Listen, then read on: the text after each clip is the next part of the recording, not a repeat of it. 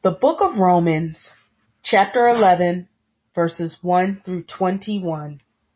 Israel's rejection not total. I say then, has God cast away his people? Certainly not. For I also am an Israelite of the seed of Abraham, of the tribe of Benjamin. God has not cast away his people whom he foreknew. Or do you not know what the scripture says of Elijah? How he pleads with God against Israel, saying, Lord, they have killed your prophets and torn down your altars, and I alone am left, and they seek my life.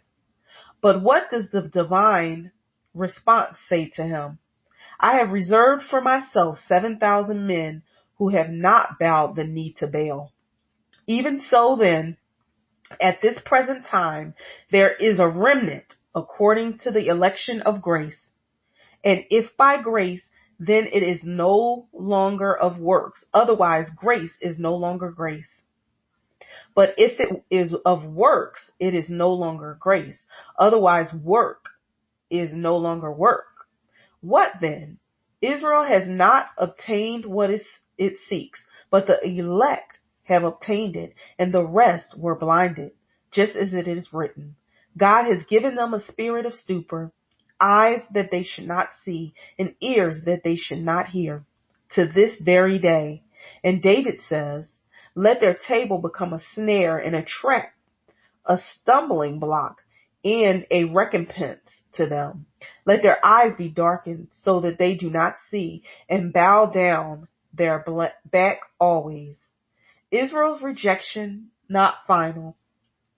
I say then, have they stumbled that they should fall? Certainly not.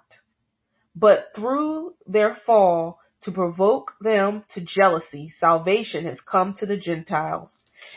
Now, if their fall is riches for the world, and their failure riches for the Gentiles, how much more their fullness? For I speak to you, Gentiles, inasmuch as I am an apostle to the Gentiles, I magnify my ministry. If by any means I may provoke to jealousy those who are my flesh and save some of them. For if their being cast away is the reconciling of the world, what will their acceptance be but life from the dead? For if the first fruit is holy, the lump is also holy. And if the root is holy, so are the branches.